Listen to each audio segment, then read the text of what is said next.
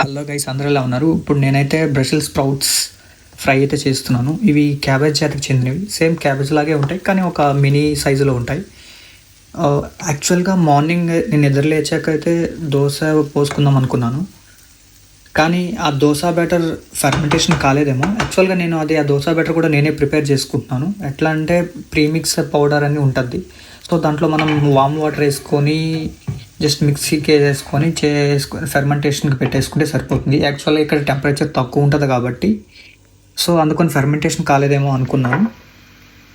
దోశ సరిగ్గా రాకపోయేసరికి అది పక్కన పెట్టేసి బ్రోకలీ ఫ్రై అయితే చేద్దాం అనుకున్నాను.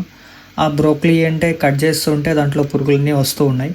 సో అది కూడా పడేసి మళ్ళీ ఈ బ్రసెల్స్ ఫ్రై అనేది స్టార్ట్ చేశాను.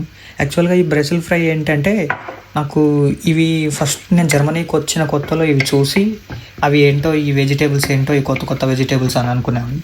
రీసెంట్గా మా ఫ్రెండ్ అయితే ఒకసారి ట్రై చేయి బాగుంటుంది అని చెప్తే సో అందుకని ట్రై చేస్తున్నా, చూద్దాం ఎట్లుంటాయో. కానీ ఇక్కడ పెద్ద టాస్క్ ఏంటంటే, చేసుకుని తినడం కంటే అవి క్లీన్ చేయడమే పెద్ద టాస్క్ అయిపోద్ది ఇక్కడ జర్మనీకి వచ్చిన స్టూడెంట్స్కి. అదీ కాక నేనైతే సింగిల్గా ఉంటున్నాను. సో ఈ టాస్క్లన్నీ నేనే చేసుకోవాలి. కుకింగ్ ఇంకా వర్క్ అన్నీ చేసుకుని చాలా టైర్డ్ అయిపోతాం.